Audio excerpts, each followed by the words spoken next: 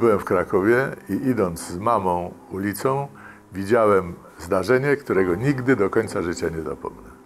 Szła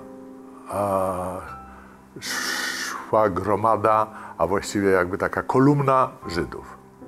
Wśród tej kolumny Żydów szła jedna kobieta z dzieckiem, które trzymała za rączkę.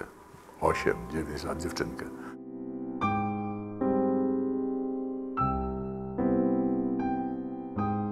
Chodnikiem szedł gestapowiec i gestapowiec palcem pokazał tak kom z uśmiechem.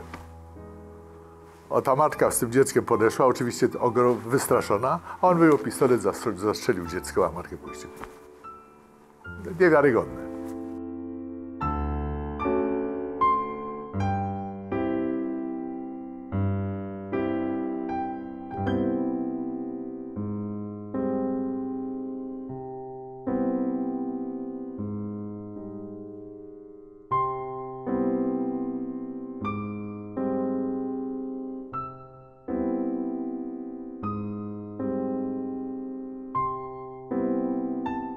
Pojechaliśmy na ulicę Jasnogórską w Częstochowie do sierocińca prowadzonego przez siostrę Nazaretanki i tam rodzice postanowili wybrać dziewczynkę, ponieważ mama chciała mieć dziewczynkę, córeczkę.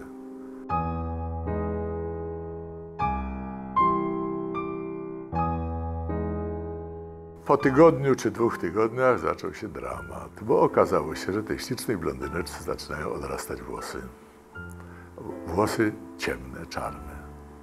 I od razu rodzicom przyszło do głowy, że to najprawdopodobniej jest dziecko żydowskie i wobec tego problem jest ogromny, dlatego że dzisiaj może się o tym nie pamięta, ale wtedy był taka rozkaz niemiecki, który był skrupulatnie wykonywany, że za przechowywanie dziecka żydowskiego rodzina, która je przechowywała, była skazywana na śmierć i natychmiast wyrok był wykonywany, ale na śmierć byli skazywani również wszyscy sąsiedzi.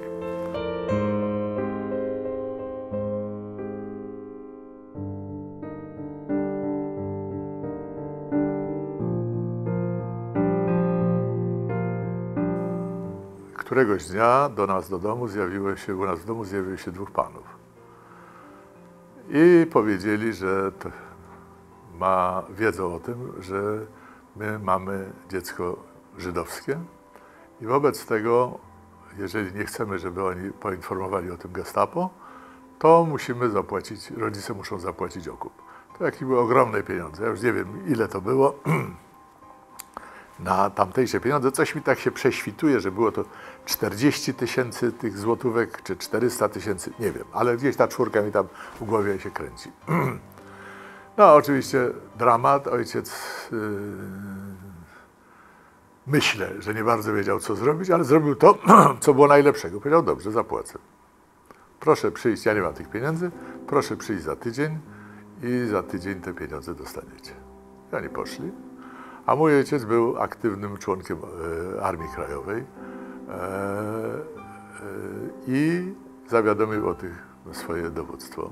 Panowie przyszli, wzięli 40 000 złotych, wyszli, oddalili się mniej więcej 500 metrów od domu, może 700 i zostali obydwaj zastrzeleni na miejscu.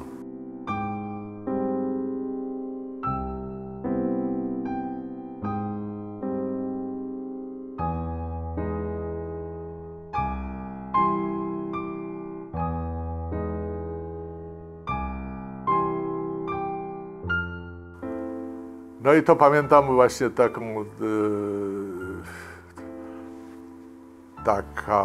jeden moment, który był taki strasznie, że tak powiem, zapamiętany przeze mnie, jak ona wsiadała do windy, Elżunia ze swoją matką prawdziwą w hotelu Polonia, rodzice i ze mną czekali na dole, a ona krzyczała do mojej mamy, mamo, nie oddawaj mnie.